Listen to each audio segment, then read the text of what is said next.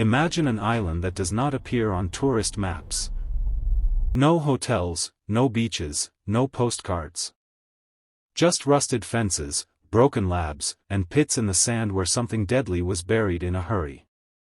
In the middle of the former Aral Sea there was such a place.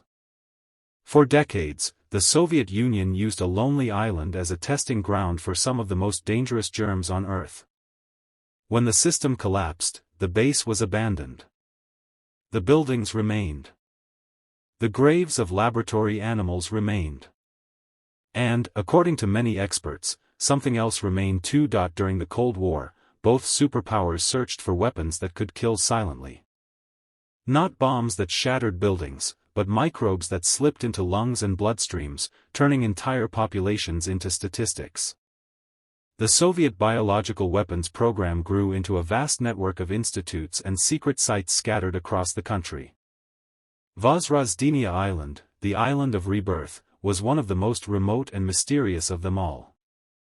Surrounded by water, far from big cities, it was the perfect place to test things the public was never supposed to hear about. From a distance the island looked almost peaceful. Dry hills, low shrubs, the flat blue water of the Aral Sea stretching to the horizon. Up close, the illusion faded. Concrete bunkers, warehouses, and animal pens covered part of the landscape. There were small apartment blocks for the staff, a canteen, a power station. It was, in every physical sense, a tiny living town. Except its main purpose was to grow and release clouds of invisible killers over caged animals to see what would happen next. Scientists and soldiers arrived there by plane or by boat, cut off from the mainland for months at a time. Officially they were studying protection against possible biological attacks. Unofficially, they were perfecting the attacks themselves.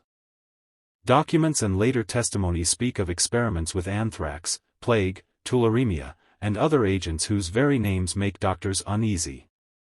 Monkeys, rodents, and sometimes larger animals were exposed to aerosols drifting over the testing range.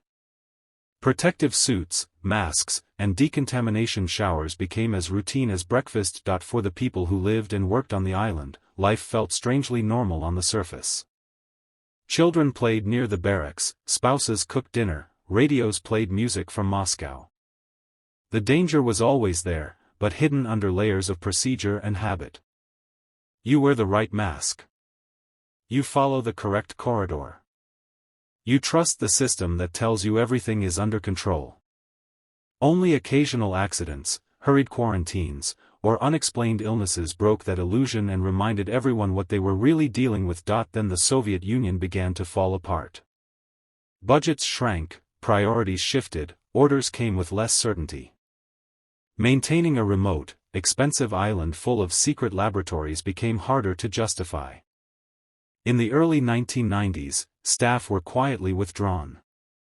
Some equipment was taken away, some destroyed on site, some simply left where it stood. Most importantly, large burial pits filled with contaminated animal remains and soil were covered over, often more for speed than for safety.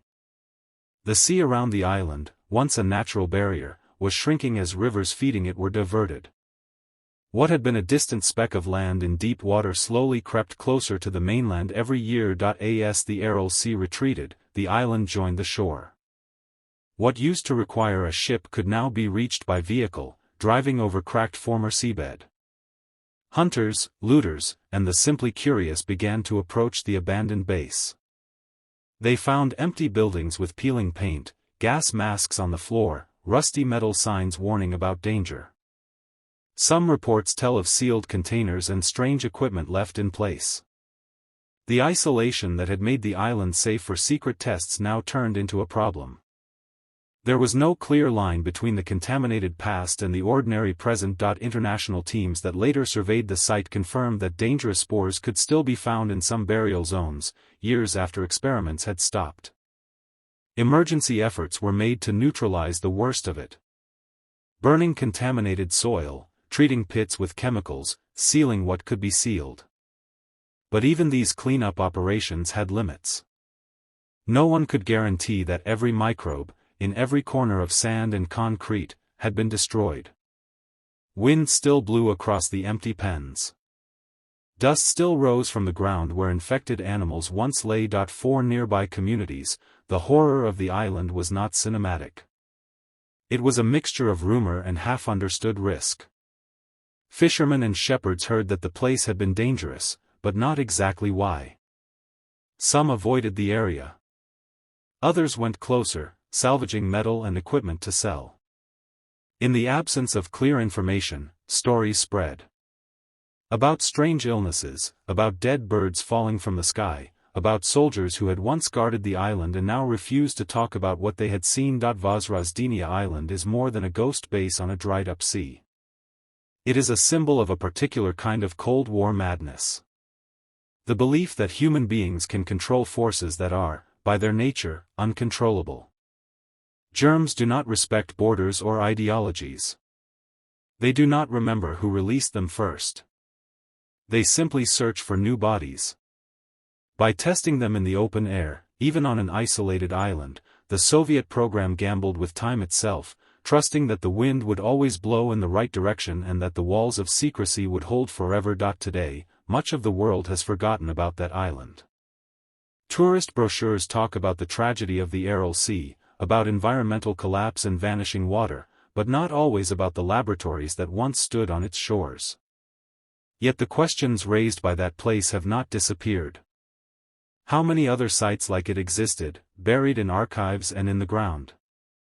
How many sealed containers, how many burial pits, how many neglected facilities still hide the legacy of past experiments? When you see photographs of the abandoned buildings, they look almost peaceful in the sunlight. Doors hang open, sand blows down empty corridors, a lone chair stands in a corner where someone once took off a contaminated suit. The horror is not in what you see, but in what you cannot. On that forgotten island, the most dangerous ghosts are not spirits, but microorganisms, tiny, patient, and indifferent to the rise and fall of empires. The Soviet Union is gone. Its banners have faded.